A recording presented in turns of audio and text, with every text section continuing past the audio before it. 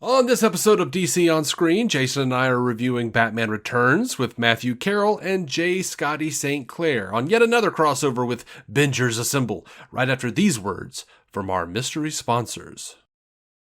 Are you struggling to conceive? You have options, and at Piedmont Reproductive Endocrinology Group, we'll make sure you have the guidance and support you need. PREG is known for individualized fertility care that's unique to every patient. We take the time to provide a reassuring and empowering experience because we believe that you deserve nothing less. Let us help you on your journey to parenthood. Visit us at pregonline.com to learn more. Get the guidance and support you need at Piedmont Reproductive Endocrinology Group.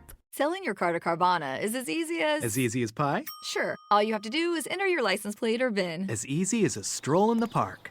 Okay, then just answer a few questions and you'll get a real offer in seconds. As easy as singing. Why not? Schedule a pickup or drop off and Carvana will pay you that amount right on the spot. As easy as playing guitar. Actually, I find that kind of difficult. But selling your car to Carvana is as easy as... Can be. Visit Carvana.com or download the app to get an instant offer today. Welcome into DC On Screen, the podcast that's been bringing you news and reviews of the DC Multiverse on film and television since 2015. I am David C. Robertson. Today is part 2 of our 3-part crossover event with Bingers Assemble. Part 3, where we talk about The Flash with Matt and Jay Scotty, will be available only on the Bingers Assemble feed, so be sure to find them and subscribe on your favorite podcast app. Now, in case you were wondering, Jason and I have both avoided the news like madmen because too many spoilers have been showing up for The Flash. But we will resume bringing you news once we've seen the film and we get our review out to you. Before we jump into the show, thank you so much to our patrons, patreon.com/DCOnScreen. If you want to join their hallowed ranks, this is really the best way to support our show, and $5 a month gets you every episode ad-free, as well as fun exclusive content like Comic Castaways, where we pick a random character from comic book lore and discuss those characters. The latest episode, we talk about Firestorm villain Zuggernaut. He's basically Venom, but not a ripoff because he came first. But he is a Xenomorph ripoff. And he's hot pink. We had a lot of fun talking about it. I hope you come check it out. Anyway, on with our crossover with Bingers Assemble, where we're of course talking Batman Returns.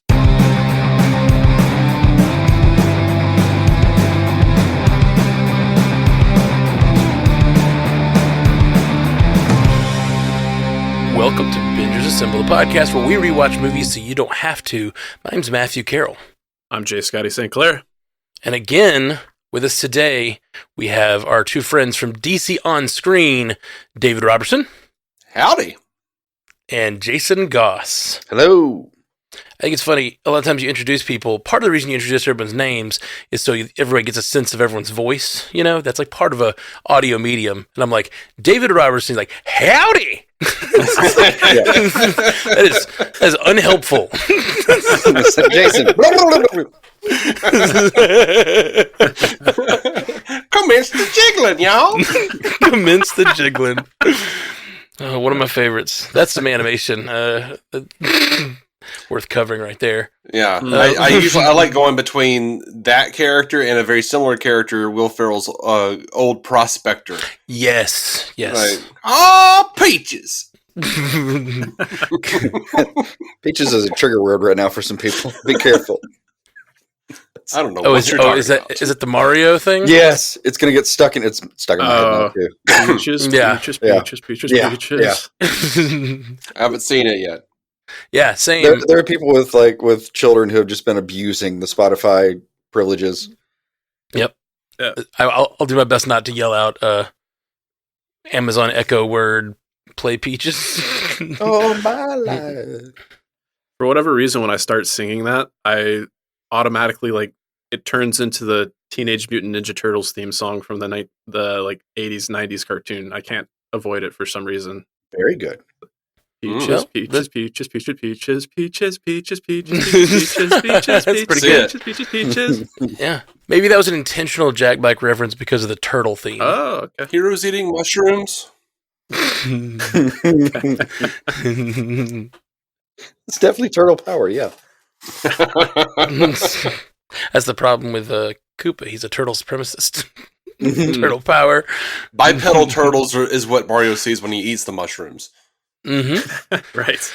They're ninjas! I'm Mario! And then they rap. I mean, that's the movie. You've described it very well, yeah. There's turtles, some peaches, and then there's a rap, and it was a good time. I had a cry. It was good. And that's a wrap. Yeah. Okay, so let's get into Batman 1989. We didn't discuss it before, but who wants to take the shot? Batman Returns? That's what I meant. Yeah, 92's Batman Returns. That's the one. That's what I said, right? I defer to our guests, but if nobody's up to the task, I can take the shot this time around. I took it last time. I'd happily defer. Go for it, Scoots. Okay. 60 seconds on the clock, and Jay Scotty's going to tell us as much about this movie as he can do in 60 seconds. Go for it, man. All right, it's Christmas time in Gotham, and 33 years in the past, we had the Cobblepots abandon their monstrous child in the sewers, and he has become known as the Penguin Man monster. Meanwhile, Max Schreck is a ruthless businessman who's trying to siphon off all of Gotham's power. He kills his secretary, and she goes on to become Selina Kyle. Well, she's already Selina Kyle, but she goes on to become reincarnated as Catwoman. And we basically have the Cat, the Bat, and the Penguin all going head-to-head. And the Penguin tries to murder all of the firstborn sons of Gotham with toxic waste and ends up using penguins with rockets on their backs instead. And Batman foils his plans, and his romance with Catwoman ends on a sour note. I think that's it. Very well done. Still time on the clock. Okay. And you did good. Like, I kept thinking, okay, he's leaving this out. I'm gonna get it. I'm gonna get it on a chaser. And you got to all the major elements. Here, did he mention that Penguin was running for mayor? I don't know. Oh, I actually did not. Yeah, I missed. Did you mention the firstborn children kidnapping? I did. That part, yes. Yeah. I wasn't listening, but. I feel like we just did a good collective chaser, and we showed that Jay Scotty's shot was bulletproof. So we can just move on to the open bar if y'all want to. You actually did a good enough job at the onset that I started to have a flashback. I was like, no. And okay, so you hate this movie, Dave? Is this? I don't hate it. I don't hate it. It sounds like you really dislike this one. I don't like it very much. Yeah, tell me all about it. Is that what we're doing? Share your feelings. I mean, we can. Yeah, it's open bar. We're gonna just like you see. You're being very vocal about your dislike. So it is the open bar. Like, I feel like you're ordering Jaeger right now, but go for it. Order up a whiskey, White Russian. I don't drink. I don't know all your terms. I feel like there's a massive disconnect in this movie. For sure. Comparatively, I wanted. Well, that's a different issue. I don't know, man. I don't care for how campy the villains are. And I'm not talking about Walken, because Walken is Walken, and I'm always happy with Walken. I love every scene that Christopher Walken is in. But, Michelle Pfeiffer, when she's Selina, either version, top shelf. Wonderful. When she's Catwoman, she is a cartoon. Penguin is a disturbing sexual fetish creature the entire time, and he's a total cartoon. 100%. But I do like his cartooniness in this one. It does fit it. I did forget how horny he was. He's very horny. Yeah. Oh no, it's a deeply sexual movie for no good reason. Selena even talks about her cat getting laid. It does. It's a very sexual movie, and in ways that are disgusting to me, and in ways that I realize were formative to me sexually. Like watching Selena Kyle in this movie, I was like, oh my goodness, I'm having some core memories here. This is she is. Oh, she's gorgeous. I like her a lot in this movie. Not just gorgeous, but her attitude. I love the I don't know, vindictive, smash the patriarchy. I love her in this movie so much. You would have been like Keaton watching her get on the elevator, like, nope, that's it. That's my heart right there. Call Vicky, tell her lose my number. I love the "I'm leaving" line, and that when he gets in the elevator. There's a whole like run of lines, and I didn't write them down, but it's like, "I'm flattered, I'm leaving," and then the door starts to close, and he goes, "I'm leaving," and like he doesn't want to. It's a really great Keaton line. Yeah, Right. Yeah, that was fantastic. Yeah, I hate Michelle Pfeiffer's vocal fry when she's Catwoman. It is a lot. It's more Doesn't for me. bother me. It's more her gestures than like the I scene where love she her smashes her gestures. apartment is so deeply over the top that it feels like only Tim Burton could have been responsible for that. See, this is what I started to see. Cause watching it again, it's one of that thing of Binge Assemble where we watch the movies close together. What I realized was a lot of the stuff that Jack Nicholson got to do in the first one, they gave to Michelle Pfeiffer in this one. Like a lot of the humor, she has a lot of like little asides, a lot of little jokes and stuff, and then she's the one that has the like very over the top freakouts and stuff. I just thought she was great. Yeah. I don't mind her over the top or that's not the part of this movie I don't like. The thing about this movie that I don't like, I think I like all the portrayals, they're weird. It's really weird. I don't know why this was a kid's movie. I've heard people talk about in the past, like how pissed McDonald's was. They gave them a toy of like this weird child murdering fetish play penguin, like disgusting penguin guy. Because this scene where he's like eating the fish in front of the audience, it's like disgusting. It's just so disgusting when he bites the guy's nose off. It's all so gross. He's so disgusting. But I have that toy like 8 feet from me in the closet, and it portrays nothing about that. Like right, exactly. No part of that is described in the toy itself. Exactly. Well, that's the thing. They had to like kind of like look. It's a rubber penguin and a rubber ducky. How cute! And like then you watch the movie, and it's like, what the hell are you trying to turn our kids into? Yeah.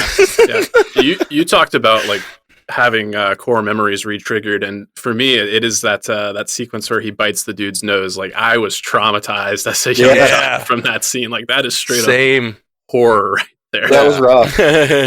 More than anything sexually that Catwoman does is just the weird shit Penguin says. Like when he looks at Jan and goes, "I'd like to fill her void." Or when he's like talking about like, "That's the biggest parasol I've ever seen." It's just like, that's what triggered me. Like you wonder why I make such weird dick jokes and stuff. It's probably because of this movie. Yeah, no, I think this movie scarred you for sure. By a large margin, that was probably the first time any of us heard the word erogenous zones. Yeah, right? fair. Yeah, and it's about the children. He's like, all men and women are equal after their erogenous zones have been disintegrated or whatever. What the fuck? We're gonna blow their dicks into the sky, is what he basically said. Right, Jason. Little PSA: erogenous zones are more than just a dick. Like, there's a lot of erogenous zones. You should really you should really do some reading. It's really it's just for your own good. Or his wife's own good. Hey, it's probably a good note. I've just been focusing on her dick the entire time. Should maybe get more expensive. I thought you were her dick. Ownership is to be decided by the lawyers later. But no, I brain farted earlier. What I was trying to say with like the disconnect is like Tim Burton said he didn't like one of his big things about coming back, which they really tried hard to get him back, and he wound up getting carte blanche and total creative control, and he didn't want to repeat himself. But I feel like the villains, all the actors who played the villains, all they wanted to do was repeat Nicholson. So they were, I feel like they were all trying to like up the ante, or I kind of get it. Match it. Historic performance. I mean, I get having to follow that. I wouldn't want to either. Yeah, I see what you're saying. That's just not what bothers me. I think what bothers me about this movie is the hero's journey is like the weakest sauce ever. Like, Batman is never having a struggle this entire movie. Like, and I have a problem with this in a lot of Batman movies because Batman is so perfect all the time. That's why I like things like Batman Begins and even The Batman more recently, where he's like actually having to learn and struggle and adapt. Because in this movie, it's like they do things like the whole hook of the movie is like, we have a plan. We're going to turn Batman into the bad guy. And they do that. and it has zero consequences, and he never has to really deal. There's a paper that says Batman blows it in one of the things. Like, that's it. Like, that's the extent of his. The next scene is him being like, well, I'll do it back. It's like there's just no. Batman has total control the entire movie. They get his car and they start running people down, and like in a few seconds he solves the problem. Everything is constantly solved by Batman. The Penguins at the end, he never has to be a detective because he never has to like solve anything. It's like he always has an answer for everything. It makes him OP, I feel like. I'll push back on that a little bit. Like, it's not completely spelled out in the film, but the fact that he kind of determines that Penguin, he was adopted by like the circus freaks, and he actually revisited Gotham in the past, and he killed his parents. Like, that's what sets him up as like not trusting Cobblepot in the first place. And then he sees him there in the window, like writing down all the names, and he's like, he already knows who his parents are, so he's already like kind of one step ahead on the plot there. And those are actually reasons that I like this movie. I talked about with Batman 89 how much of an influence it was on the animated series, but I feel like this was almost like an episode of the animated series outside of the sexualization we talked about. But I even think with like the performances being a little more over the top and cartoony. There was occasional animated though. Yeah, but you get to have like villains cooperating with each other against Batman, and Batman often is like, he is kind of what you said there, Matt. Like, a lot of times he is infallible and he's one step ahead, and I kind of like seeing Batman be able to do that. And I think in this film compared to the first one, we just get actually a lot more of Batman, like Batmaning and like having action sequences and doing his thing. So for those purposes, I like this movie. And I mentioned how this was the one growing up for me. This one got a little bit more play. And Dave, you mentioned like Burton getting more carte blanche, and I really think he got to like be more of an auteur here. And it loses some of the realism. It borderlines, kind of fantastical, but I just really kind of like that world and aesthetic. And I do agree that it feels a little disconnected from the first one because it feels like a different Gotham for those reasons, but I still find it to be an enjoyable ride. I mean, it's a totally different Gotham as well. Like, they abandoned the Anton First design sets at Pinewood and shot in the U.S. and redesigned it. And I think as I recall, they said that it was supposed to be like the first film was like the East Side, and the second film is the West Side. So it's like, okay, whatever. Sure. But, but I'm like, this doesn't look anything like Gotham. Felix the cat is everywhere. Sure. I don't understand. Of course, that was because Burton said that he felt like in evil corporations always have like a cute logo like Mickey Mouse, right? So Shrek's department store had to have Felix the cat, right? I mean, I don't know. There's. I mean, honestly, a lot of the reason I don't like it is I feel like it's kind of boring. Interesting. Which is ironic because Burton said that he felt like he didn't like Batman, the first one, because it was too boring. Well, see, and this is where I think my thoughts align with yours here, Dave. Is like, and I see where Jay Scotty's coming from. Like, this movie gets a lot more Batmaning.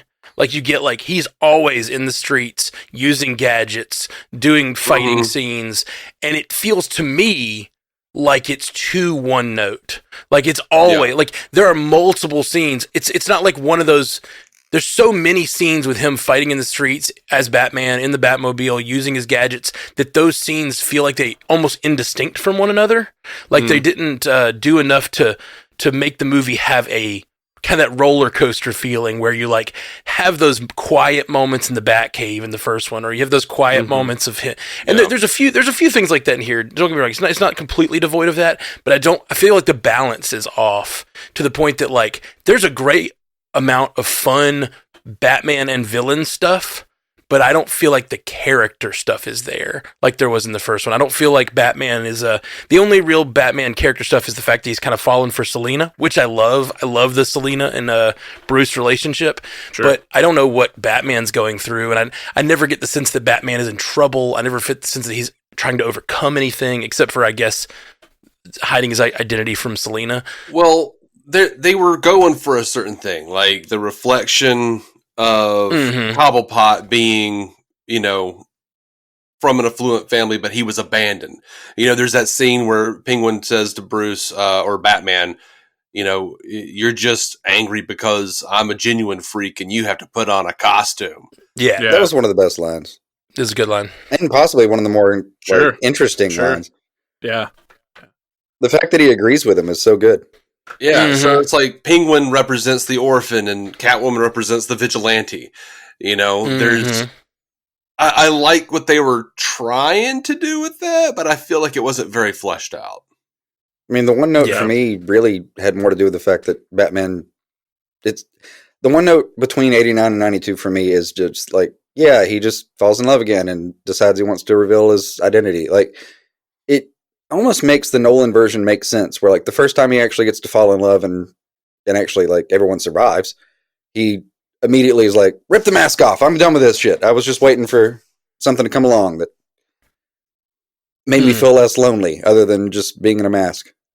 See, I loved this. The one thing I really, really love is their relationship. And I love him ripping the mask off because it's, we talked a lot about Vicky Vale finding out he was Batman because basically Alfred thinks he needs someone to know who he is. He thinks he needs that grounding, I think. And in this one, it's like he finds someone who he feels is the same as him, she's not just the vigilante. She's also this person. She's got this duality.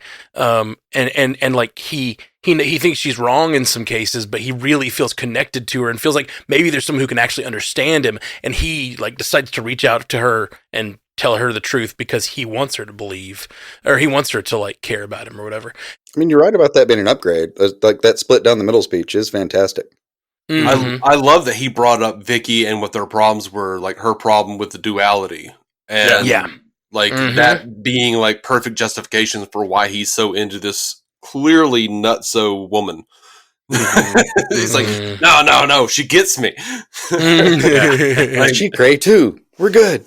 My kind of crazy, man. Sometimes it's all you can hope for is finding your kind of crazy. and speaking to unfleshed out reflections of Bruce, I really wish they had done more with Max Schreck, because he's also a wealthy billionaire and he's also doing some shady shit. I mean, say what you want, Bruce is doing some shady shit. He's using his wealth for good, and Max is siphoning power. She points out that they're above the law, and he points out that we're not. Like he knows what he's doing is illegal. Like, you feel like if somebody actually did catch him and put him in jail, he'd be like, you got me. I did as much as I could, as long as I could, but I belong here. You're right. We praised Batman 89 for, sort of a soft touch on certain things. And I feel like their touch was a little too soft on a couple of things here. Like just a little bit. I really like your assessment of there's three main villains in this movie, and it's a billionaire, a vigilante, and an orphan. And it's like, that's really, really beautiful. And that could have been driven home more and really made him examine himself and like see the reflection of the things they're doing and the way he does the same thing and make him question himself. There could have been a lot of cool things there, but they don't do that. It's there like for the taking, but they don't explore it. I mean, I don't want it to be like heavy-handed like Picard and Shinzon and Nemesis or something, where they just keep saying the word mirror and reflection over and over again. Sure. They do very subtle things, like when Cobblepot's originally on the screen telling about his parents on TV, it just, Batman gets really intrigued, really interested, and then he looks distracted, and Alfred says, "Are you okay, Bruce?" And he's like, his parents. Like, there's just like this little like there's acknowledgement that he finds them. I love that. But honestly, like the only person in this movie that actually cares about their kid seems to be Max at the end. Yeah. Like, of all the major characters. That's one of my favorite things in this movie is Max Schreck's son, because it's just a guy doing a bad Christopher Walken impression, and I love it. Yes. He's walking around going, "Hi, Dad." Like, it's like not a good impression, but it's clearly he's trying to do a Christopher Walken impression. Yeah.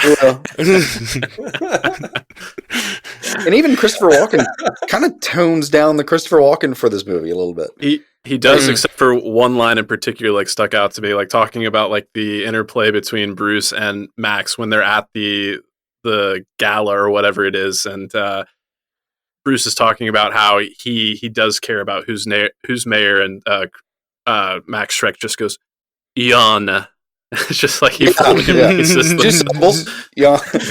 Jan. I also wondered, is that the first time we've ever seen that, like, in that trope, I guess? That was the first time I remember seeing anything like that, where somebody just says, like, sad face, sigh, yawn, whatever. Oh, like, Yeah. I wonder if in the script it just said he yawns or he just says yawn and they expected him to yawn and he was just like, no, I'm Christopher Walken. Yawn. It reminds me of that, y'all know the Hercules story with that disappointed thing or whatever? You know what I'm talking about? No. There's a great Kevin Sorbo thing where he is playing Hercules, and in the script it said, supposedly, in parentheses, disappointed. He was supposed to, but he just yells it. He goes, disappointed! And they left it in, and it is so bad and so funny. that tracks, yeah. Oh, God. He's playing like an evil version of himself, too, so it's just really funny. There's a lot of memes out there on it. Yeah, once you started to bring it up, it kind of came back to me. But yeah. But yeah, very likely. It is funny because that yawn, that's a very like post-millennial thing because of texting. We're so used to texting our emotions. So for him to just say yawn is like it's way before its time, I think. It felt like it to me. Like it felt like Valley before we had even started really making fun of Valley girls. Like even before that really got grounded. Yeah. Well, speaking to how like Shrek, Penguin, and Catwoman are all like various reflections of Bruce, I appreciate everything that was brought up there. And yeah, maybe it's not as fleshed out as it could be, but it does make me think about when Penguin and Catwoman are teaming up and Catwoman says, like, we're going to turn him into what he doesn't want to be is us. And that's just like, again, he's just one bad day away from becoming them. So like, I appreciated that aspect of it. Could have been fleshed out a little bit more and explored a little bit more. Yes, but I appreciate what was there. Well, they got sidetracked, threatening cats and putting birds in mouths and... True. Yeah. True. Yeah. Dude, there's so much of that weird shit that I just absolutely love, though. Like, absolutely love. There's so many weird decisions to put Cobblepot in his own toy Batmobile when he's controlling the Batmobile is so stupid and so funny. Yeah. It's like... I hated it. It's so stupid. It's so cartoony. Like, it's so funny to me, though. I really love...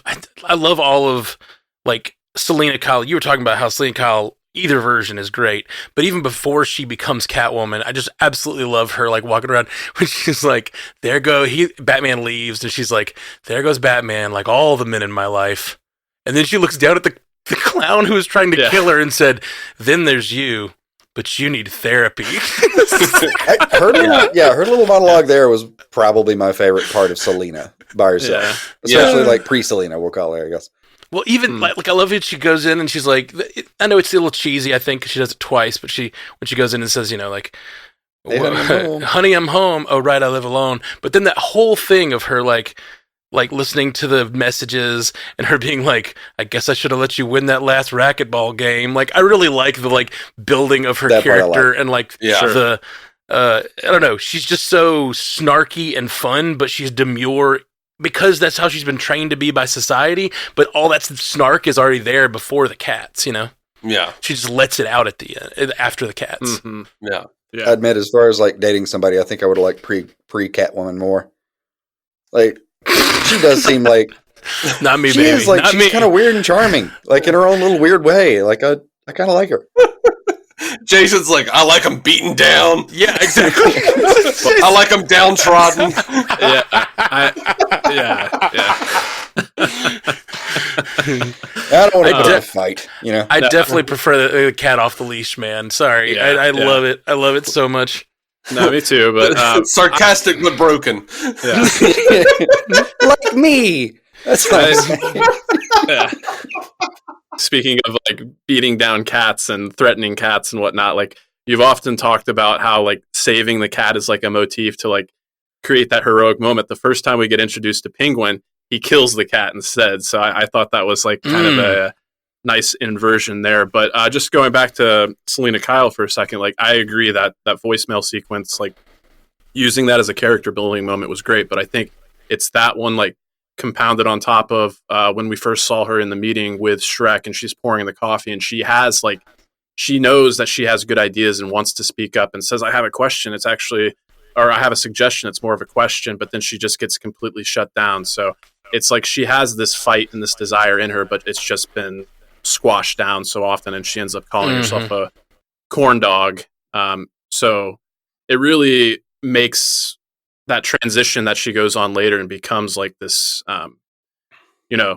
being a man, I feel kind of weird speaking about it, but I see her as like a icon of like feminism and like female absolutely empowerment. Yeah, absolutely. I'm right there with you, man. I was a little confused in that one scene though, like, because I feel like the trope is normally like when she says the thing about the idea and then everybody just basically leaves her, but we're left alone with her and the camera to watch her clean up. I feel like the trope is normally that she kind of mutters under her breath, well, I was going to ask this or say this, and it's something just wildly brilliant. But they just sort of like, she just never actually even gets it out of her tongue. Like, cat had her tongue. Yeah. Like I was a little surprised we didn't actually hear what that was, but yeah, it was too. There again later, not surprising to find out that she just did a light hack of his freaking emails and his computer, and put together the entire mystery of whatever this like Thomas Edison. Yeah. She solved the case or whatever. What was character was Chihuahua's name? Geraldo or something? Geraldo. Yeah, okay. It really is what it was. I the only one thinking Thomas Edison the whole time, especially when he gets electrocuted at the end. Interesting. Yeah. No, but I see what you're saying. Yeah.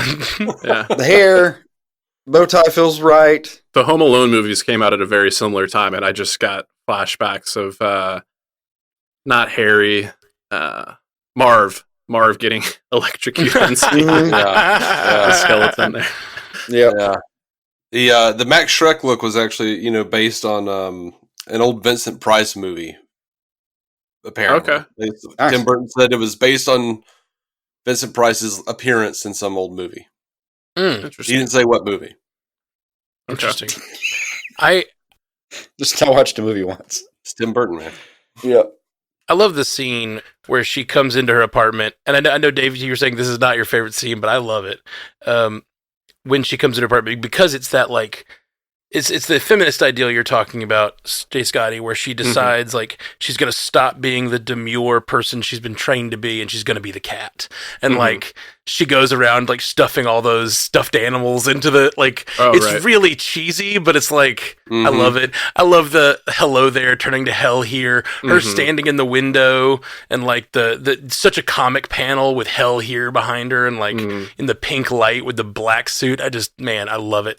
And it's just her emerging as like, and then I also love like it's this feminism, but it's also a feminism that's sort of driven to the point of anger and even anger at other women that are more like she used to be. There's that scene where she like is angry because the woman's like, she grabs the woman by the face after saving her and says, "You make it so easy, just waiting on Batman to save you." And it's her own self-loathing for who she used to be, Yeah. There's some projection there. So much cool stuff going on with Catwoman in this movie. But then, you have her alone in an apartment rubbing herself and saying, "I feel yummy." Yeah. I just like, ugh. Like, that's weird. That's weird. I mean, I get it. Like, Burton was going for like dominatrix shit. He said that. Like, okay. And cat shit. Like that. Well, not cat shit. I mean, she does fall into litter at one point, but she's going for cats sit around licking themselves and feeling themselves. That's the one of the things that we always say about cats is they're like they're the kings of the house when they're in a house. They're dogs are subservient. Cats are our leaders. And like she's just sitting around the house, like sitting in a sunspot, feeling herself. There are no sunspots in Gotham. Good point. I forgot. It's a Tim Burton movie. That's why she's so disgruntled. There's no sunspots. Yeah. If it's not bad, it's smoggy. That's all it is. Yeah. When you first started bringing up that scene where she has that exchange with the woman about making it so easy, I thought you were going to go for the woman that was going to do like the lighting at the ceremony when they target her. Because you talked about previously how some of Batman's like action sequences kind of like they feel repetitive or they don't really stand out as unique or anything like that. But it did make me think about how they got their hands on the Batarang, and that is such a great sequence when the camera like tracks behind the Batarang. Like that one really stood out to me about how well those effects stood up, and I just thought it was really cool and unique. I like that they kind of make a point that he does leave some stuff around town. Yeah, I was thinking about that. Like, there's a bunch of stuff where he'll like, because of the effects of the day and everything, they don't have like the CGI to make him like make his his glider or whatever, like not glider, his zip line. Oh, Zip line. There He you go. uses that zip line things, and like in a modern day telling, he'd probably like press a button, it would like disengage, and he'd put it back on his belt. But this is like a 90s movie; they didn't have that, and so he just like leaves it. Like, I was just thinking, like, does he have like a guy going behind him? Like, I was thinking there had to be like a story of like a servant helper guy that like runs around after Batman picking up the stuff. His name is Alfred. Well, yeah, but Alfred doesn't do that in this movie, and I think that would be a funny bit if Alfred did do that. Like, he's got GPS locations on all of his stuff, and he goes around like, all right, let me unhook this from this wall and roll it up. He's like, at the end of a gig when I have people wrapping cables, he's like that guy. Like, Commissioner Gordon finds him, and he's like, why is Bruce Wayne's butler cleaning up after Batman? He's like, just tidying up, sir. No, I'm imagining Alfred with like a black hoodie and a ladder, just muttering under his breath at the like, I guess midday, because that's the only time he'd get a break. Just him in a pickup truck going around grabbing up the zip lines. Like, God, why does they have to be so deep in the cement? How do I fit all this on one suit? I don't even understand. Yeah. The bed of the truck is full of Batman gear. It's like way more than he could ever hold. I mean, other than that, he's just leaving like multi-million-dollar IPs just chilling around town in alleys. Mm-hmm. Yeah. Speaking of Batman leaving things around, did he leave the blueprints for the Batmobile around? So you mean because the circus gang controlled it or whatever? Yeah, that so was Matt, weird. what you were saying earlier about how he's never challenged, that was the funniest part to me, is like, no, the most challenged you felt in the entire film was when he was trying to get his car back. Like, Yeah, for sure.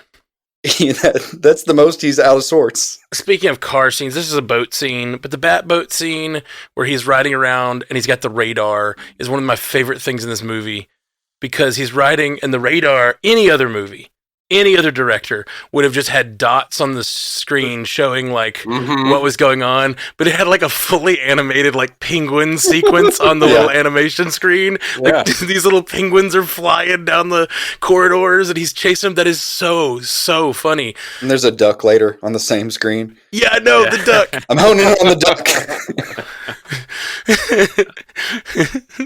It's so weird and so funny. As far as weird and funny goes, can I tell you my favorite line of the entire film? Honestly, go for it. The one that I had to pause because I was laughing when I rewatched this last week. When he's up there and he's coming for the firstborn, he's going to get Chip, and Max talks about the iota of human, whatever. He isn't it me you want to see up to my eyeballs in raw sewage? And in the duck. In the duck floored me. Yes, I do not know why. Completely agree. In the duck is great. Another really funny moment that cracked me up was when Batman slow rolls by Cobblepot inside the library or whatever, where he's looking up inside the archive. Yeah, because it's so silly. Like Batman in the he could have done that as Bruce Wayne. Like he could have done it more inconspicuous. But it reminded me of like all the stories you hear of people being like rolling by their ex's house, like to see what's going on. Yeah, like he slow rolls by the little place, looks in the window. No one notices that Batman's there. Like it cracked me up, man. I don't know why that's so funny. We're all just going to look the other way? Okay. Cool. When you're stalking someone, how often do you actually see them with the windows open, them just sitting there? Like, is that a thing? I would think it wouldn't be. I never sit, with my windows open. I'm in my house. My windows are closed. If someone was stalking me, they would never see me. I don't ride down a random street and just think, oh, I've seen into all these people's lives. Like, no, they don't. They're blinds. People use blinds. Or curtains. Well, Penguin does mention his proclivity towards the cold, so it would make sense that he might have the window open on a winter day in Gotham. That's also true. That's some good headcanon. Okay, Jay. Some other weird choices. Choice to make this at Christmas time. Didn't really affect the plot, really. They just it gives them a few weird Christmas lines, but I think just Tim Burton loves Christmas. Yeah, you get the final line, "Merry Christmas, Alfred." Goodwill towards all men and women. Yeah. Which that line killed me. I thought that line was really dumb. Yes, it was, because it was like Batman realized women existed. Like that's what this plot did. It's like, yes, that was Catwoman. Was like, here I am Catwoman. Hear me roar. She says it. She's like, she's a feminist icon. All of that, but the. sorry. You know, like we talk about like villains that like they lose the battle but win the argument Moral or whatever. Argument, yeah. We haven't talked about like Killmonger, you know, like he loses, but like he wins the argument. So Catwoman won, but she did convince Batman that women were a thing. Even when he's driving away, like I would love to think that what happens is he's like, goodwill towards men, and then he lifts the cat up and doesn't see a dick, and he's like, and women. Sorry, well, see, I went with he only realized women were he remembered women when he was sitting there literally stroking a pussy. He like strokes the cat and looks at it and goes, and women. Like, I get the line, it's supposed to be more personal. It's supposed to be like he's thinking of Selena and women. Like, I hope she's doing well, I think. But like that's my charitable interpretation of the line, but I hate the line. I think it comes from a good place, but like, yeah, it feels weird, especially almost 30 years later at this point. Yeah. Is it 30 years later? Dear God. Speaking of 30 years later, like, this is the first time it kind of stuck out to me that like Penguin is supposed to be like circa 33 years old, and how old was Danny DeVito when this came out? I get that there's toxic waste down there, but come on, he was 19. It's a really good point. Speaking of 33 years old, there's definitely other weird choices. There's the Christmas thing, but the other weird choice is to make him a weird Moses analog in the beginning. Sure. Yes, that was strange. Then to say 33 years later. Anyone who like grew up in church, is a very particular number. 33 years is a very like particular. That's when Christ died. So like everyone like 33 years later feels very deliberate. Like they're making him a Moses analog and a Christ analog in the first few minutes. Yeah. Covering the Old and the New Testament, baby. It worked for Superman. That's where I was going. I was thinking one of the writers must have been like doing Superman research or something like that. Yeah. Well, exactly. Like that's what's so weird. You do that kind of thing when you're trying to represent the hero. You always have like Spider-Man hold a cross pose. Like you do these things and you're like, hey, look, it's a Christ thing. But then when you do it for the Penguin, what are you trying to say? What are you trying to say when you're doing this weird like fetish? They give him like half a hero arc. Until he turns on the bat, video jammer and basically crushes his entire candidacy in like one soundbite. The PR is a hero arc, but his like we know it's fake. Yeah. And earlier in the Batman does the research and finds out everywhere the circus went. Firstborn children went missing. Right. Like he's been murdering children. This is not a new thing. This is a villain who's been murdering children his whole life to get back at them for having parents. Has he been murdering children, or were the Red Circus gang, Red Circle, whatever the hell they were called? Red Triangle gang. Red Triangle gang, that's it. The Red Triangle Circus gang, they were kidnapping children. They just happened to also take in Oswald. Oh, that's a good thought. That's a good thought. And he was like, hey, if all this goes south, I know what you guys are good at. Yeah. Circusing. That makes me think of the line from The One Henchman. He's like, murdering little kids in their sleep, isn't that a little... And then he gets shot by the penguin. Yeah. That reminds me of a thing the Joker would do in the first one. You know what I mean? Yeah. Like, just that gunshot. Yeah. By the way, there is so much stuff in this movie that I feel like was a remnant of a previous draft. Because, like... the scene, like there's a weird scene where like Bruce talks about fixing the Batmobile, and Alfred's like, well, it's not like we could just take it to any old mechanic or whatever, right? And Bruce just counters with, you're worried about security, who let Vicky in the Batcave? But a previous draft would have featured Robin, as played by Marlon Wayans, as a mechanic, right. The actual mechanic. And I'm wondering if Bruce was supposed to eventually find Dick, take the Batmobile to him to fix, and then that maybe the Red Triangle game would have traced it back to him, and that's how they got the schematics? Okay. That tracks. I like that. Would have been nice. How many people have broken into the Batmobile? Because I only remember 2 now. And I loved the previous. Maybe it's just my memories. Maybe there's some canon I'm forgetting. But I loved the previous version where the only person who ever actually really got in that thing was like Jason Todd. And now it's like, who's the whole list? Jason Todd and some random carnies. Like, it cheapens it a little bit to me. It's Jason Todd and Doug Jones. Yeah. Literally. Was that Doug Jones? The skinny clown? Yeah. Oh, nice. Yeah. Who That's plays awesome. the thing? That was Doug Jones. Yeah. That's awesome. I love that. When I saw him smile as he was putting it in, I was like, wait, that's Doug Jones! Yes! Help me, IMDb. We've talked about a lot of good and bad lines in this movie, but one of the worst ones for me was "Eat Floor." High fiver.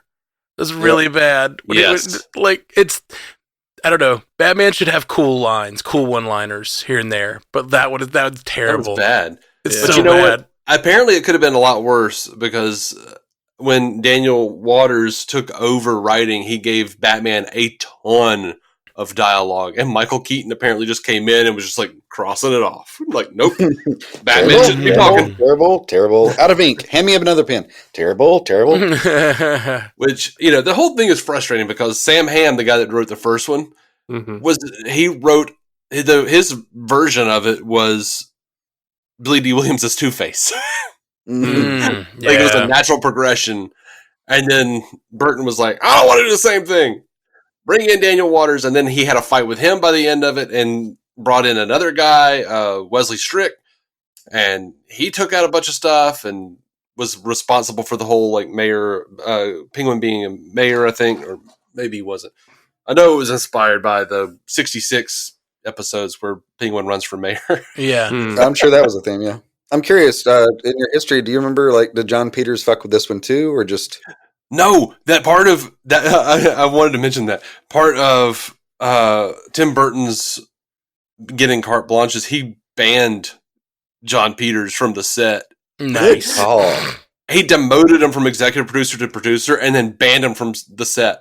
Wow. Was that before or after the Superman thing? I don't know. Had to have been before.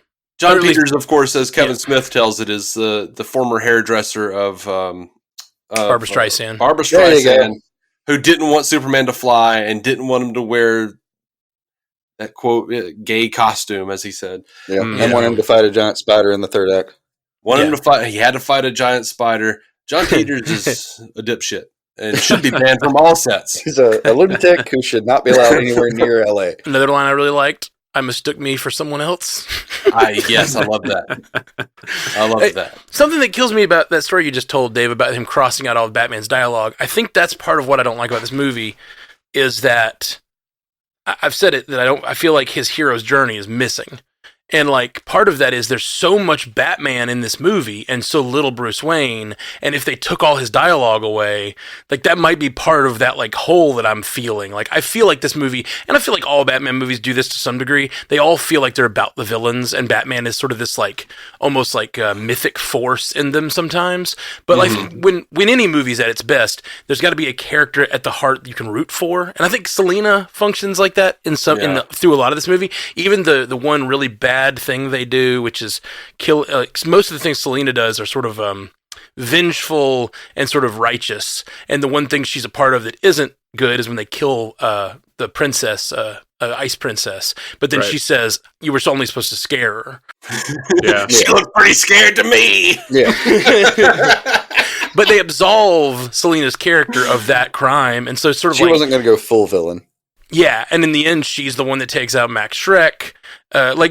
She sort of does become this, character, protagonist you can follow through the movie. But Batman's just absent almost. I feel like he's Batman. He's being his Batman self, but there's almost no dialogue. There's almost no internal struggle, internal movement. Well, part of that apparently is because when Keaton came in and saw the dialogue, most of the dialogue was Batman was super bitter and nihilistic. And talked about how the people of Gotham weren't worth saving. Oh, no. Nice. Oh, yeah. And he was just no, we're not doing that. Yeah, that was a good call. That was a good call. Good edit. Good at it, Michael. Good at it. They probably haven't earned that darkness yet, even with facing off with the Joker. I don't think he's earned that nihilism yet. I mean, I still agree with Napier's version. Like, no one who lives here isn't crazy, kind of thing. Like, you just may go into a department store, and the next thing you know, you turn around and there are like 4 skeleton heads on motorcycles and a fire breather outside. Like, that's your day. Mm-hmm. That was a Tuesday night. You went home that night. You didn't even lose sleep. You just went to work the next day. Normal people don't live here. Yeah. They'd be happier someplace else. Yeah. Like in Bloodhaven. You talking about Batman not struggling internally. I challenged that because I would say after he got stabbed in the abdomen, he was certainly hurting on the inside there. And when she does it again, he's like, son of a bitch. Yeah. I do like that he actually does get injured and kind of has to pamper that little spot a little bit, because it did seem like in '89 he was almost like impervious to that. Like, I don't remember seeing a lot of bruises on Keaton, period, except for a couple scratches now. That's why Catwoman's so dangerous, because Bruce lets her get close. Yeah. He lets her, he's so wrapped up in her that he lets her go, this isn't you. This, like, literally pointing at his armor and saying, can't kill you here, can't kill, ooh, I found a spot, and stabs him, and Batman lets that happen, you know what I mean? Like, he's so impervious in the first one because he's not tempted, he's not letting anyone get in that close to him. In that sense, it's realistic. Matt, you've owned cats. That's true. Dave, you too. Like, they get just close enough and you're like, oh, so cute. Oh my God, why did you scratch my nose? Why did you do that? It really is. It's so funny how many of those little things through the movie are a very cat thing. Like the like, hey, I'm a cat. I love you. I'm your friend. Scratch your face. Yeah. Yeah. Speaking of scratching, what about Batman using a CD like a turntable? Oh my God! I hate God, fuck that. And why does he have the bat symbol on it? Because they were expecting to sell some. That tech was not good enough for that right then. The heroes and the villains taking their time to put their own stamps on things is the stuff I can get behind. It's so stupid, but I love it. I love that, like, everything the Penguin has is branded with, like, rubber duckies and penguins and whatever, and, like, I just love that stuff. Well, see, Jason, when he watched it, he was bringing up to me, like, why the hell does Penguin have? Where did he even get that giant duck? Oh, the duck is. Not to spoil it, but the duck is my top and bottom shelf, for God's sake. It's the whole spectrum. It is like literally the Gotham City Zoo, and like leading up to Arctic World, there are like 15 of those giant ducks hanging from like industrial wire, like outside. I assume they had just had like. That's where his little like Moses basket wound up. So I'm assuming he just like grew up and looked around and went, either they took one of those ducks down and put like a motorized cart underneath it, or they already had that son of a bitch underground in Arctic World just hanging out for the kids, Yeah. I assume he upgraded it. But also, like, you remember the outside of his little tiny, by the way, his parents, the Cobblepots are... Yes. Fuck them. Jesus Christ. Are you kidding me? Yes. Like, I was about to say, he had a tiny duck outside of his cage. He had a tiny duck outside the cage where he ate the white cat. But, like, what are you doing? Like, getting toasted on martinis while your kid's in a cage? Yeah. You didn't help the situation. Even from a young age, young Oswald was fascinated with eating pussy. Yes. I can see you putting that marker down. And in canon, that's the closest we got. Something we always talk about is like, especially preparing for this new Flash movie coming out. Like, what are the character things in this movie that you feel like we'd love to be paid off in a appearance of Batman, which we're gonna get an appearance as Batman in like 2 weeks. So, what do we want? What do we want out of an appearance of Batman from 30 years ago? For me, learning. I mean, the gadgets were good the whole time. Yeah, that's never been a problem. The presence was good. He was great at posing and shadowy alleys, and the fear was always there. But like learning, I guess partly because of like without what Dave said about how it was all nihilist before, it does seem like the Keaton Batman doesn't really have a lot of actual hope for Gotham. So I would like to see some change for that. That it's not just him like, because this version of Batman feels like he was just going to fight for about another 20 years or so, give up, and just be like, well, I did my best, and nothing really changed. And I would like to see a little more hope out of that one. But with Ezra coming along, I think I'm pretty hopeful myself about that having some direction. That's a great idea, and I think that could be maybe he hasn't had hope for 30 years. Maybe he's toiled it on his own for 30 years trying to make this thing work, and all he's done is create more villains, and we get to see like a glimpse of like all the villains he's fought and the little bit of difference he's made, and then he finally gets to be a part of something bigger with the Flash coming in, maybe this is a Batman that doesn't exist in a world with the Justice League or whatever, and this is a Batman that doesn't have that, and suddenly he gets to see like, oh, we can change everything with these powers, and like maybe we get to see him do some of that. That'd be neat. Yeah, and that has some Batfleck vibes to it, which would be pretty sweet to see, frankly, because we're going to see them both together. Yeah. I'm thinking about how on the last episode you mentioned like getting to see like Nicholson's Joker in like an alternate dimension or something like that. How great that would be! But that also makes me think like, as much as I do like this movie, I can't think of like any good like lines or callbacks that they could do that would be quite as effective or have the same resonance. Like we know from the trailer that he's going to give that line, "You want to get nuts, let's get nuts," or even like "Wait till they get a load of me," or something like that. Like I can't think of any lines like that. So just thinking that like this is an older Batman that's been around for so long, and this movie ends with the thread that Selina's still out there and Bruce still has some affection for her, even if it's just through dialogue or something like that. If we learn more about what their relationship kind of looked like and maybe some of the lessons he learned along the way, and maybe they had a romance that was on and off again, or maybe he's just completely sworn off of being able to like open up and let people get that close. Like you mentioned, he let her get that close to hurt him. It would be cool just to learn more about some of his adventures in between. I'd love to see Michelle Pfeiffer return as Catwoman. That'd be great. It would be insane. But I mean, she was just in Ant-Man Quantumania. Like she's up for doing comic book movies. She would be like, if there's a scene we just haven't seen yet, and she's like in the Batcave with them or whatever, it would just be like she's been a part of his life, and like he got to have that happiness with her. Like that would be so freaking cool. Because like I said, formative sexually. I don't know why, but like I was like 9, so whatever. But like this movie, like this Catwoman is very much like not just sexually, but like I really like her like fire and her how she like fights for herself and how she advocates for herself, and I really like who she is as a person, even though she's a little nuts. And going through a lot, I really love who she is, and it really like I would love to see the Batman was happy with her all this time. It'd be really great. How awful would it be if we just find out that she effectively just took over for Alfred? And she's just Selina from the beginning of the film, where she's just like skulking around the manor, like muttering to herself, completely like crushed by the patriarchy that is Bruce Wayne. That's terrible. Clean up after this billionaire. That would be awful. I can see that. Barry's like, Batman, I didn't know you had a secretary. It's executive assistant. Yeah. That's terrible.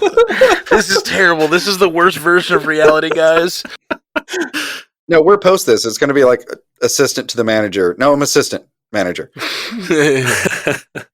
Well, if they do bring her back, so what we're saying, if they did bring her back, we need her not to be that. Like she needs to have like she needs to be Catwoman, not original Selina Kyle. She needs to have been his partner, not his like assistant or like sidekick. Sure. I'd love to see that. There might be a reason she can't go through time with him or whatever, but like it'd be great to see if there was like you saw that they were partners or something like that. That'd be super cool. I could probably like fathom a way to write it, but I feel like based on the ending of Batman Returns, there's no way for me to feel good about her being with Batman in any capacity. She says, I would love to like live with you in your mansion forever, but I just couldn't live with myself. To me, that feels like end of the road. Like this is, she can't have another man save her. Another man with all of his money sweep her off her feet and save her. Even if she's like with him in his mission, doing the shit, she's still in his house using his money, his gadgets. I don't feel like she would do it. I don't feel like that version of the character would abide that. I mean, probably not, but she mentions like in order, I think it was like Max killed me, Penguin killed me, Batman killed me. That's 3 lives. But Batman's the only one that's not dead by the end. Like she does what she's supposed to Max as far as that goes. Infamously. I never see what you're saying, Dave, but I think there's like it would be development they would have to build into her appearance. But like, I think what she's saying there is she doesn't want to be his executive assistant. You know what I mean? She doesn't want to be his, but like, I think there's a world where you build that story where she's his partner. Like I was saying, I think like it wouldn't have to feel like she's just his buddy or whatever, or like his assistant. She's probably long dead. That's true. You know, she had one life left. She only had one. Yeah. Yeah. She was burning through those things. And she was only saving it for next Christmas. So presumably this ended in 93.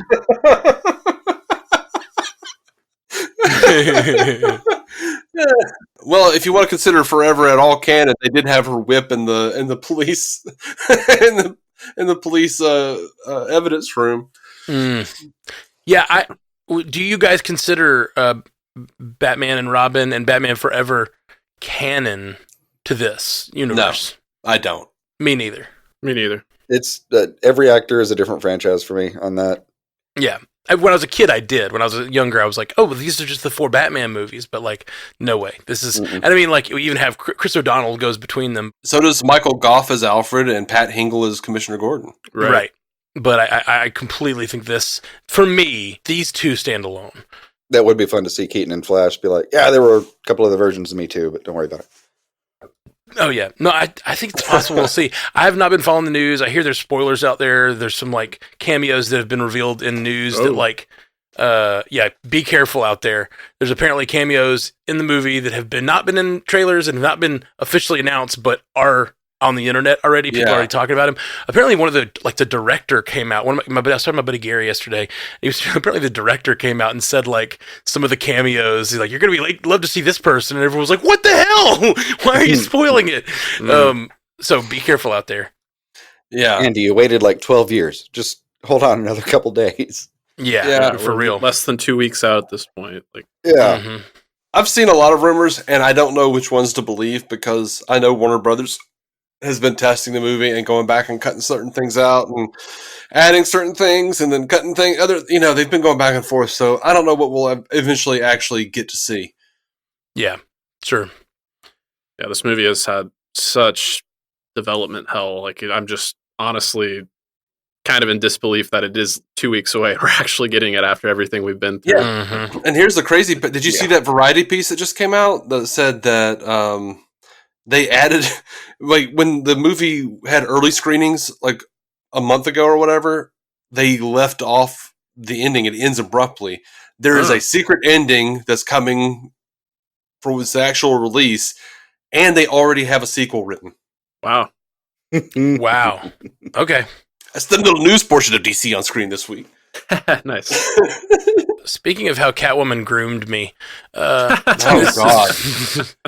This scene that she says, "Sickos never scare me. At least they're committed." Like, I just think that line is so tailor-made for, like, young boys who, like, are sort of fearful of themselves, fearful of sexuality and stuff. Like, sickos never scare me. At least they're committed. It's just so... So you're saying there's a chance. Yeah, exactly. Yeah. It's like, you're saying there's a chance with this beautiful goth girl. I'm sticking the course. I'm going to be a sicko the rest of my life.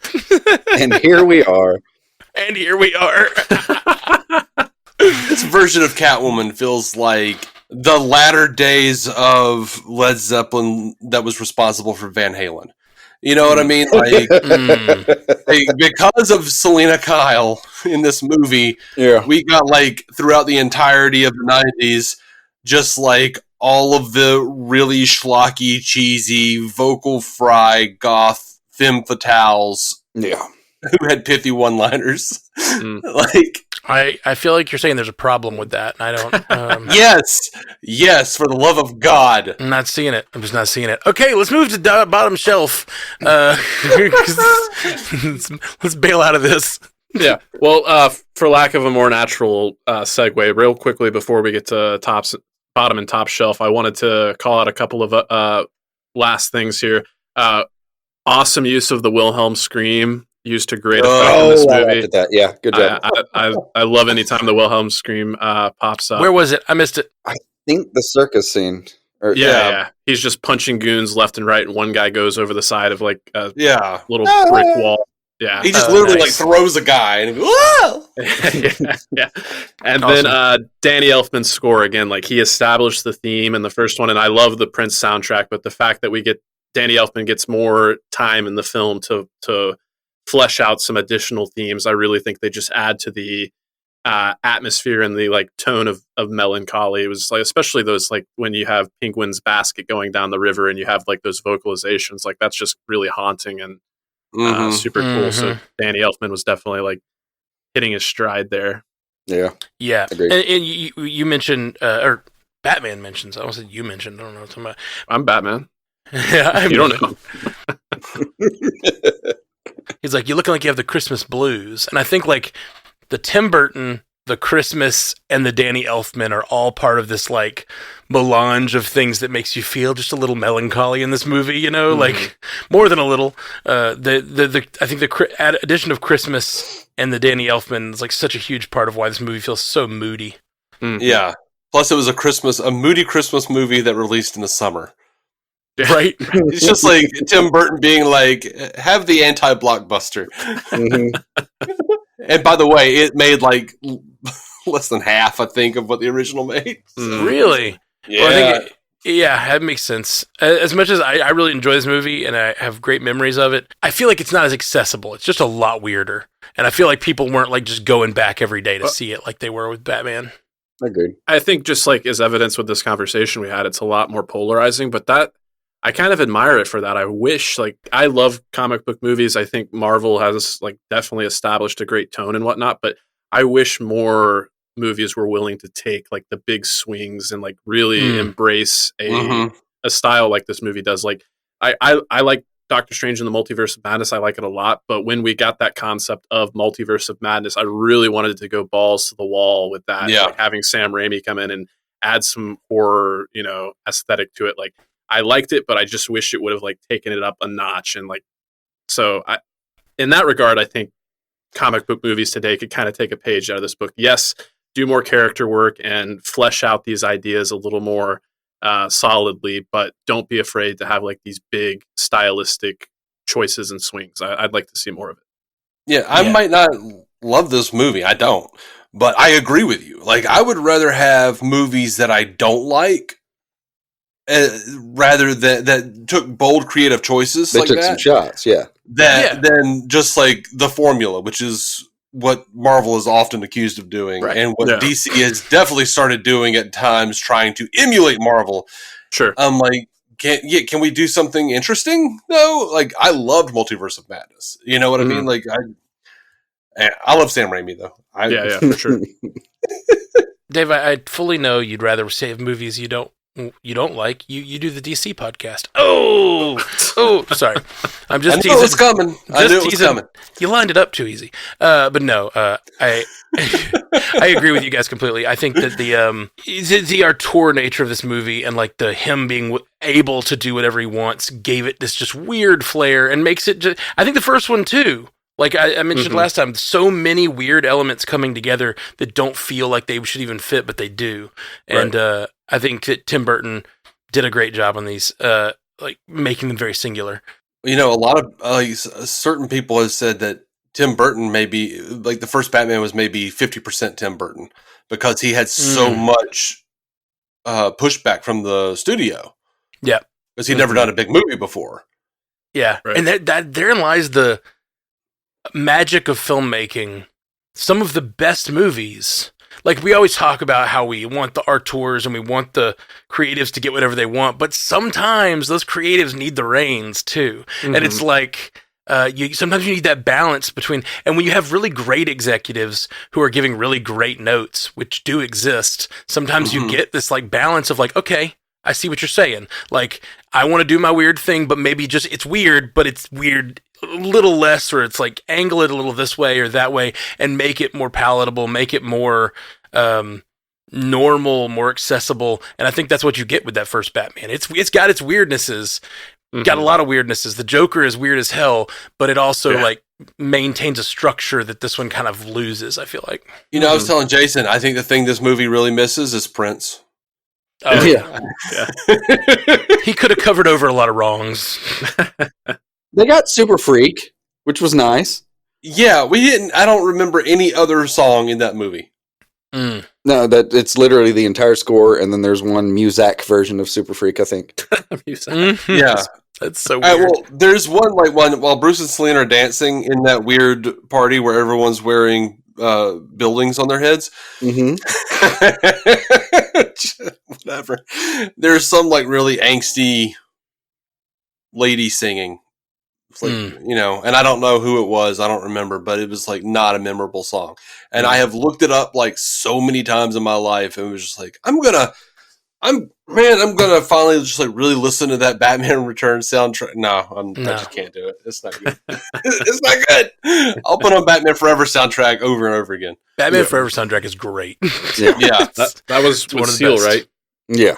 Yes. Seal. Mazzy Star, Smashing Pumpkins, I believe. Nick Cave, Flaming Lips. Yeah, really great. Really great. Brandy had a great track on there. And Hold Me, Thrill Me, Kiss Me, Kill Me by U2. Yeah. It's all good. I used to have fantastic. that whole thing and listen to it over and over. Yeah. Actually, the Batman and Robin soundtrack is really good too. Oh yeah, it is the best part of that movie. There was a time where this was like the thing to do. And really Batman, the first one, was what started that whole trend. Superhero movies having songs that spun out of them to be big hits with Prince. But this one just completely ignored that idea because Tim Burton wanted to do his thing and not kowtow to that corporate like pressure to be like, how about we make a hit song too? Tim Burton was like, nah. He's like, we'll have Danny Elfman do the score, and then for the second score with the pop, we'll do Oingo Boingo. Just Danny Elfman again. This is probably a good point, though. Is like on the second one, they lost so many points for that. Like maybe, yeah, the soundtrack was shite. I mean, after the first one being so good, that was a good lesson on the second one. They came back strong for 3. Batman Returns, more than any other, had the most banging merch. Oh yeah, Batman Returns merch was fantastic, man. I have bed sheets. I have Batman Returns bed sheets. The coloring books were fantastic. They, you find coloring books these days, they look like shit. Man, these were top shelf. They look good. It's really funny when you try to track the things that do well and don't do well. Like oftentimes sequels that aren't considered good are bigger than their predecessors because people love the first one so much that they go see the second one. Like it's like some of these movies that have cult followings the second movie does great and everyone hates the second movie, but it does great financially. And I think that's sort of a thing with like the merch. No one realized how huge Batman would be when that first one came out. And so when the second one came out, the merch people were ready. The merch gods descended on that second movie and they put out tons of stuff. Yeah. I still have pencil pouches. And I wonder if it's why a lot of us like still got into animated series too. Like that there was a lot of hype at that time. Absolutely. Animated series came out what year? Like 92. 92. Okay, so it kind of came out coinciding with this movie. Yeah. Cool. Okay, well, let's get to the wrapping up. Let's do a quick round of bottom shelf, top shelf.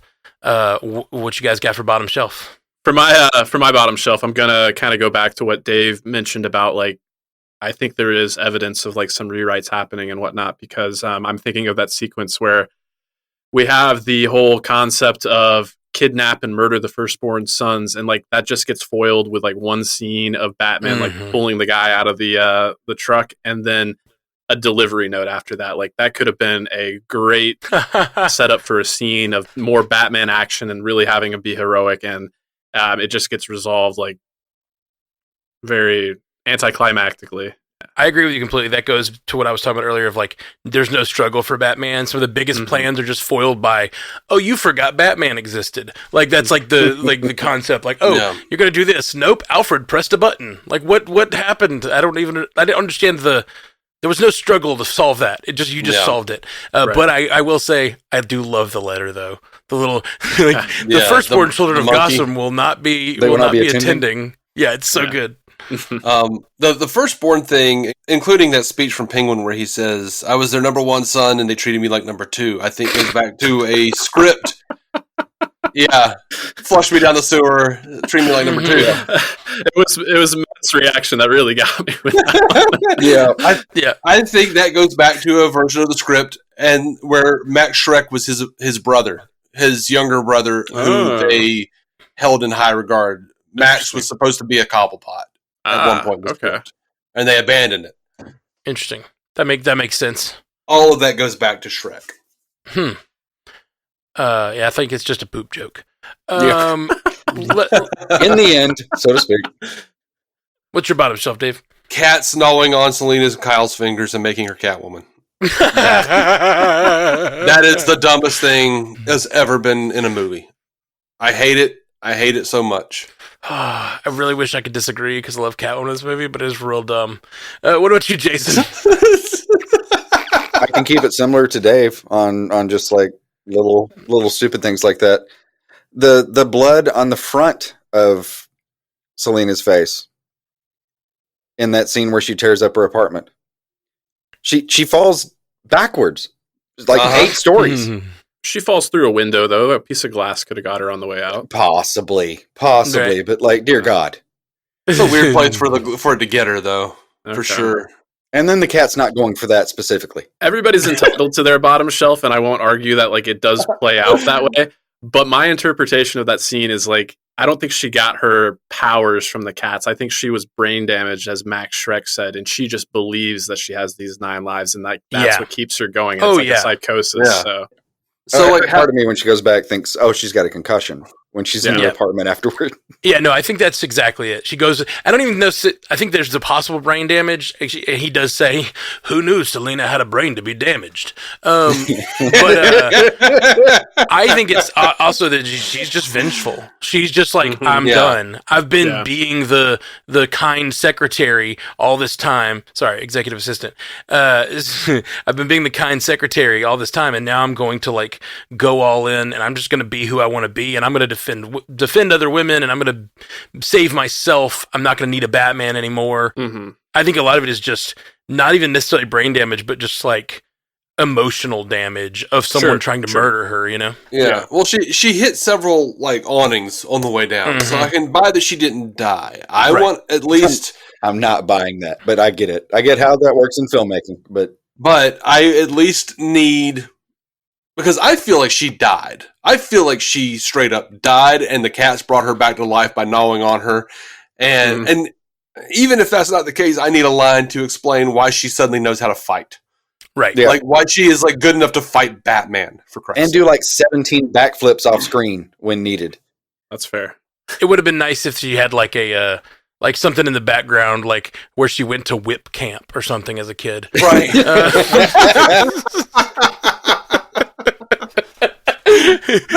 It was a summer camp called Whip and Flip. They taught you to whip and flip. Okay, my bottom shelf is just going to be the limiting of Batman as a character and like his lack of growth or lack of. To me, there's just an absence in this movie of the real like advancement of the Batman story. A void, perhaps. Yeah, I'd like to fill that void. Her void. What about top shelf? Top shelf. I'm going to go with Catwoman, just throwing it out there right off the top. Catwoman's my top shelf. I love her. She can do no wrong. I like the headcanon that me and Jay Scotty just came up with, that she didn't actually, there's no like mysticism. It's just, she's either brain damaged or she's whatever, and she's just great, and I love her, every bit of her. I like how cheesy she is. I like how big she is. Catwoman's my jam. My top shelf spins right off of that. I'll fine tune it a little bit by just saying the relationship between Batman and Catwoman and Bruce Wayne and Selina Kyle to that end, because We've had, a couple of different depictions of Catwoman at this point, and I feel like in The Dark Knight Rises or even The Batman, like they paint her as more of an anti-hero, and like that is present in here. She does have some redeemable qualities, but like again, like I grew up with the animated series, and I know she was always a villain first and foremost before she was an anti-hero, and like that's something that's been a more recent adaptation. So this remains like I think my favorite like live action depiction of Catwoman for all those reasons. I dig that. Yeah. What about you, Jason? Yeah, I'm going to go with performances in general. Yeah. I mean, genuinely, and some of the lines, as bad as some of them are fantastic. One that we didn't mention going into your Catwoman thing, in the Selena version, how could you be so mean to someone so meaningless? I loved that fucking line. And so good. The way, again, the performances, the relationships, like the between the characters, the way Max handles that scene, like that is such an amazing walk-in. All he's literally doing is walking around the fucking, like that's his whole thing is blocking. Yeah. And he just destroys that scene, and she sits there like reacting to it in a way that's, I don't know, I was completely enveloped in the scene. But between like her, Max Schreck, Keaton, like you said, kind of has a limited role in certain ways, but still does an amazing job. I love Danny DeVito's cartoony kind of performance. I mean, how do you not put him in that kind of makeup and tell me you're not going to do something weird? Like, yeah, I enjoy all of that as far as that goes. I don't think they missed a beat from Jack Nicholson as far as the actual performances go. Danny DeVito, I love him in this, but I can't. He is forever inextricably linked to It's Always Sunny for me now. Absolutely. And so like that like Frank or whatever character just kept bleeding through for me, and I was just like, I can't help it. I keep thinking of Frank every scene he's in. So it just kept shooting. Yeah. I made this point on Mission Impossible the other day when we were talking about Ethan Hunt and how his character didn't do much. But now that after what you just said, Jason, made me think about Catwoman and her like arc, and like I think this if it had been a viable option, and I realize why they wouldn't have done this, but this absolutely could have been a spin-off of the first Batman and just been a Catwoman movie. Like it's so much her story. Yeah, wasn't Michelle Pfeiffer supposed to get her own solo Catwoman after this? Yes. And then after some rewrites, it wound up being Halle Berry, and several years later. And won all the Razzies. Yeah. But this movie is her creation, and it's so much. It ends with the Max Schreck. It like the first Batman, like ends with him on a rooftop, I believe, and this one ends with her on a rooftop. Like I don't know, it just feels like her movie so much to me. Can I just jump back real quick, and because I just remembered Tim Burton talking about spiritualism and animal totems and how it was supposed to be bat, cat, bird, and I'm pretty sure because of that the cats eating her fingers were supposed to be them imbuing her with the spirit of the cat. Okay. Sure. The poster is literally a totem pole. The poster is literally a totem pole. Okay. Yeah. Yes. Of bat, cat, bird. Sorry, I just thought about that. What poster is a totem pole? Batman Returns is the characters' heads on top There of are each other. three heads stacked in exactly that way. But that's not in the movie. No, thank God. But that would have been a weird scene to line up. It leaves it the ability to be grounded for me, and I'm fine with it. My top shelf is, or whatever it's called, is walking. Just walking. My favorite line in the movie is, Bruce Wayne, why are you dressed as Batman? Yeah. It's so good. Because he is Batman, you idiot. Oh, it's such a great line. But yeah, I love Christopher Walken just all the time.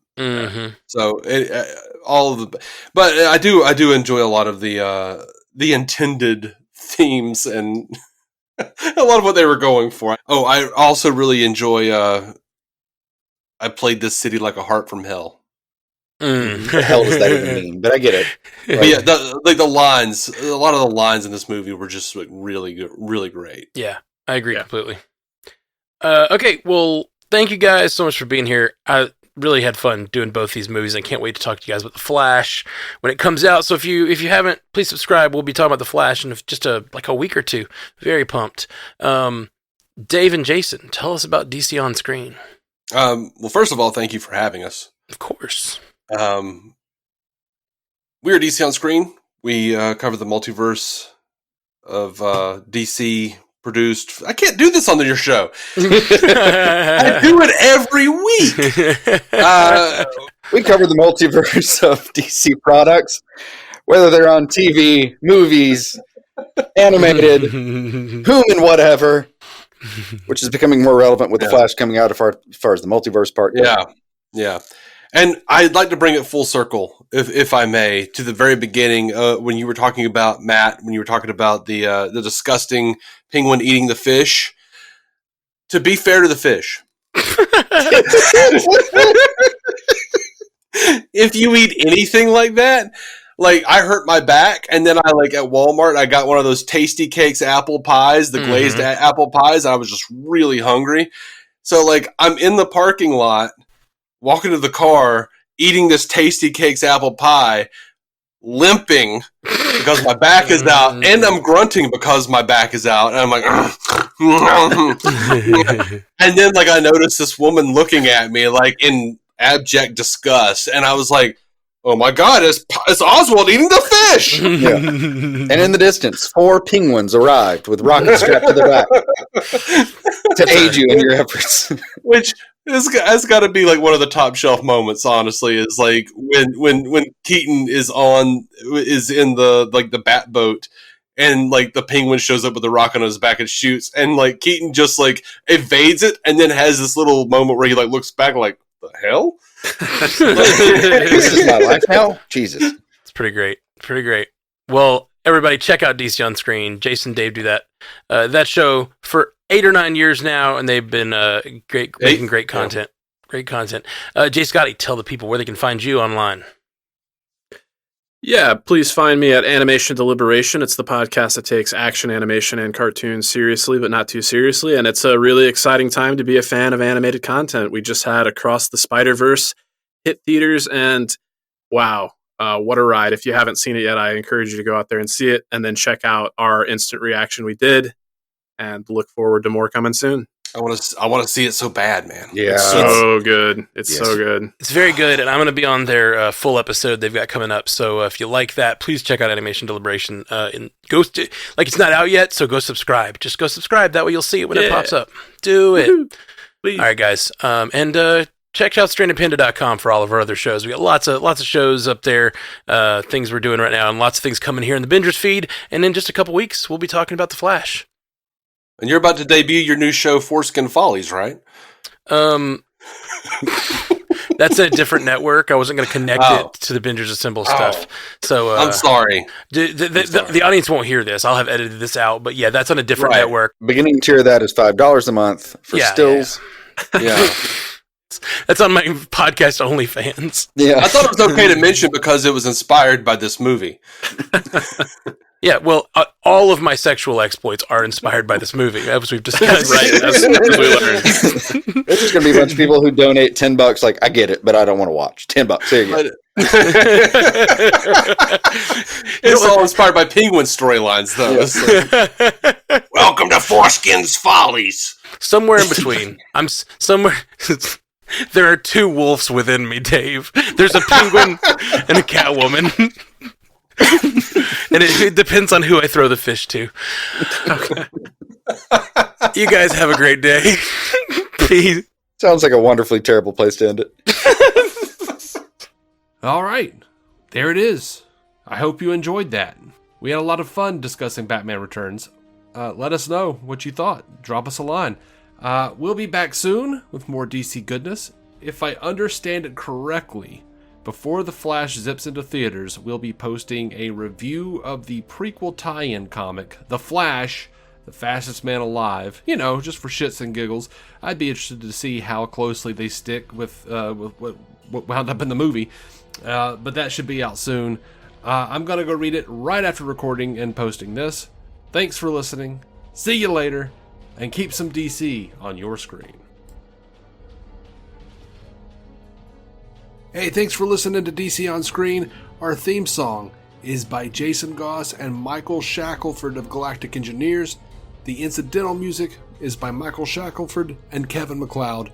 You can rate the show on Spotify or rate and review us on Apple Podcasts. Doing that really helps push our show to new listeners, so your help would be much appreciated. You can also contact the show at DC On Screen on Twitter, Instagram, and Facebook, or email us at dconscreen@gmail.com. To become a patron and get ad-free episodes and exclusive content, go to patreon.com/DCOnScreen. Your reviews and feedback may end up on a future episode of DC On Screen. DC On Screen is a production of Maladjusted.tv in association with Stranded Panda. If you haven't already, please be sure to subscribe on Apple Podcasts, Spotify, or whatever damn platform you use. Are